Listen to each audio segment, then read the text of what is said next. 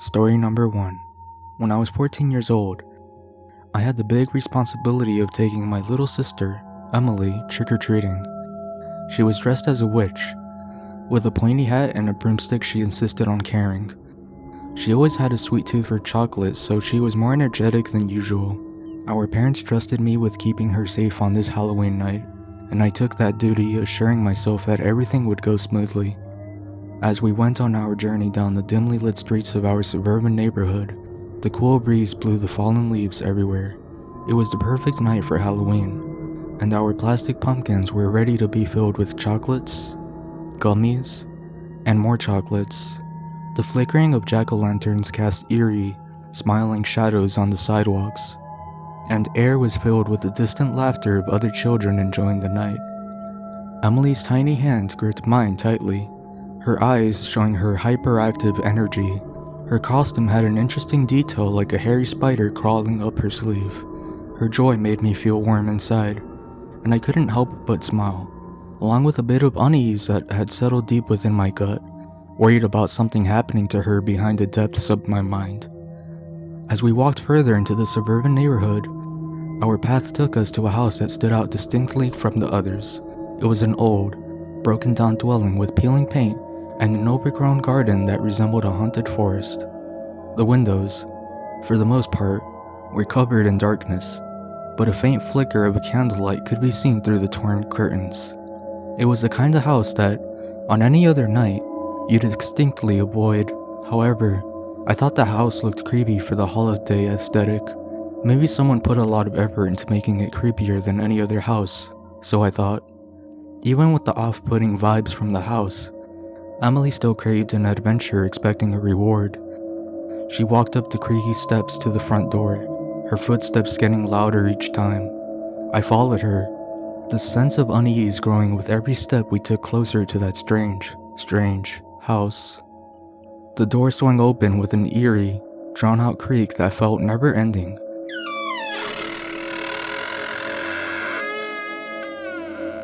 Revealing a sight that sent a shiver down my spine. Standing in the dimly lit entrance was an old man, his features deeply weathered, pale-skinned, and his eyes were like dark voids, devoid of any warmth or emotion. His frail, bony hand trembled as he gestured for Emily to take her pick from a bowl filled with an assortment of candy. Emily, in her innocent enthusiasm, seemed clueless to the unsettling aura that surrounded the old man. Her small hand reached into the bowl, fingers struggling over various sweets, but as she withdrew her hand, a shock of horror went through me. There, hiding deep among the candies, was a severed human finger. My heart seemed to stop, and my throat tightened with a mixture of disbelief and terror. Emily held the finger in her small hand, her eyes widening with confusion. The old man's gaze remained unchanged, as though he'd seen the reaction countless times before.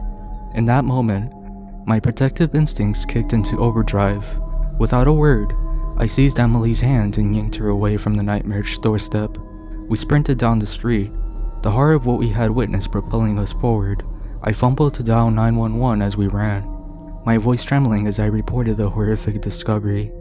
By the time the police arrived, we were inside our neighbor's well-lit living room, recounting the unsettling events of the evening. They assured us they would investigate, and I did my best to comfort Emily, who was still trying to process the traumatic experience.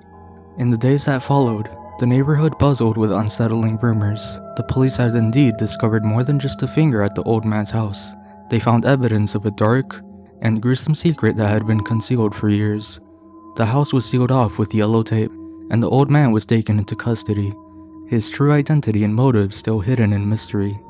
The horror of that Halloween night continued to haunt us, a memory that we couldn't easily forget. It served as a reminder that even the simplicity of childhood fun, terror could lurk in the most unexpected places. The house with the peeling paint and sinister secrets had forever changed the way we viewed Halloween.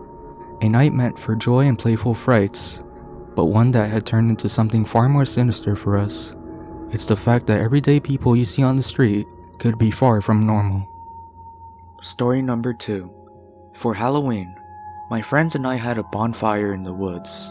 We'd planned to have a memorable evening with spooky stories and lots of laughter. The fire crackled and cast our funky shadows among the tall trees. The full moon hung in the sky, which made the night feel like night, and I loved it. We also brought some shrooms since we found nature to be vivid and outwardly that way.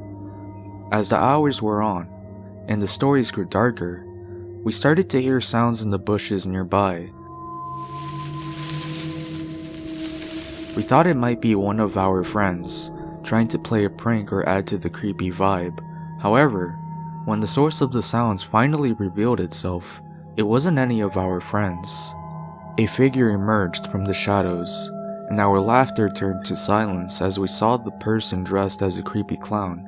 His white makeup was exaggerated, a red rounded nose. He had sharp teeth with white eyes, making his face look like a distorted nightmare, and his costume was torn and vividly colored. At first, we assumed it was another friend trying to spook us or perhaps a hallucination, but something about this stranger's presence felt different, and it felt real rather than a hallucination since everyone noticed. The clown didn't speak. He just stood there, his eyes hidden behind a mask, a twisted grin never leaving his painted lips. It was as if he was playing a character, but this character seemed to be drawn from our worst fears. A feeling of unease began to spread through our group, and our casualness turned to tension. The disturbing encounter took a horrifying turn when the clown, without warning, wielded a large knife from the folds of his oversized pants. It shined menacingly under the moonlight, and our fear intensified. It was evident that this was not a prank. It was a genuine threat. Panic erupted, and we scattered in all directions, leaving the bonfire behind. The forest around us became a labyrinth of darkness, filled with the sounds of breaking twigs, crunching leaves, and our racing hearts. The clown's sinister laughter echoed through the woods, and it was as if he was chasing us, like someone lurking within the shadows. I hid behind a tree, hoping I had escaped. Then I heard twigs breaking. My heart starts pumping, not knowing if it was a friend or the encounter. I throw a rock at the figure in the darkness. I hear a grunt that sounds familiar. It was indeed one of my friends. It wasn't until I heard sounds from behind me, a bush 5 feet away from me. There I saw the nightmarish face of the clown sticking out. The clown launches at us with his knife. Not knowing what to do, me and my friend ran in separate directions once again. 20 minutes later, I heard absolutely nothing from the wilderness but owls.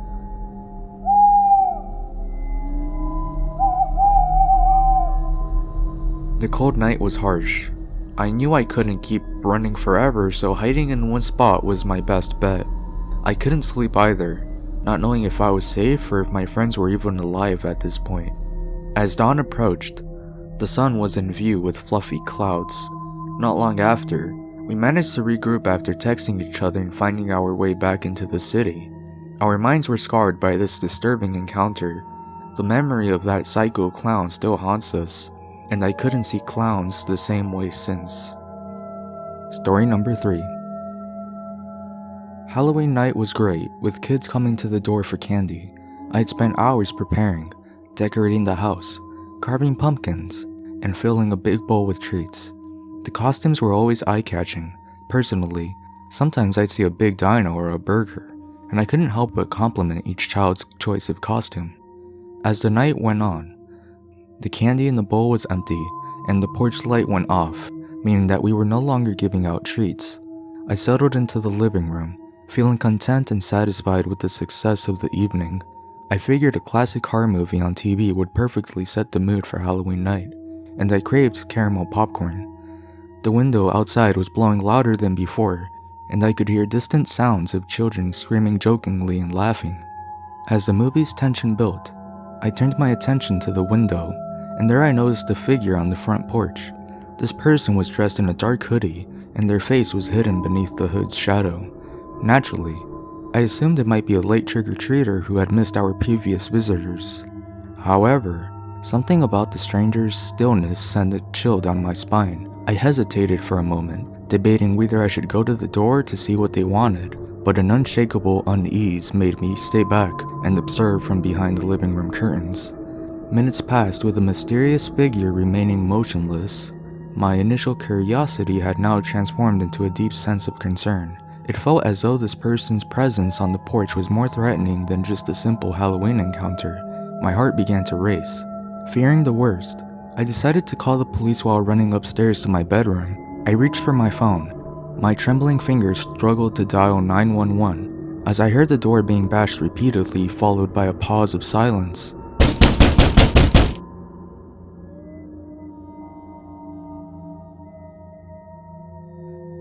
"10 seconds later, soft, deliberate footsteps getting closer with wood creaking.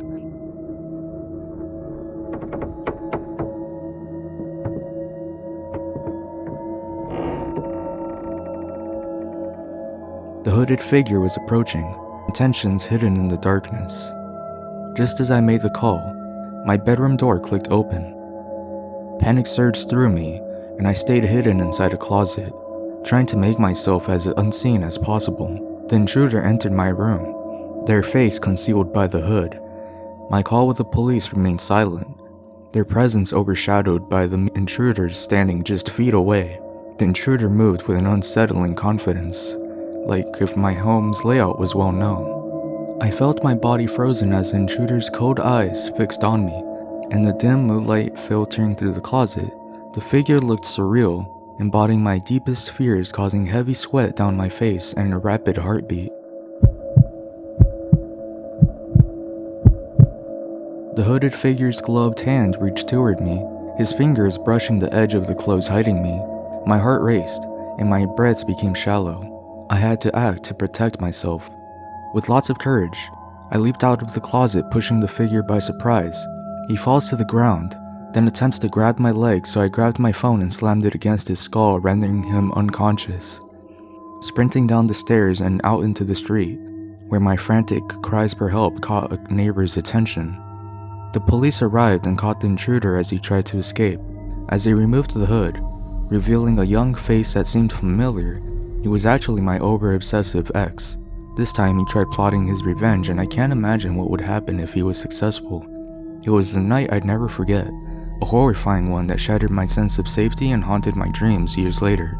The face hidden under the hood was a chilling reminder that real-life horrors can be more terrifying than any ghost story, since in the end, it's people you can't always trust due to hidden, twisted intentions.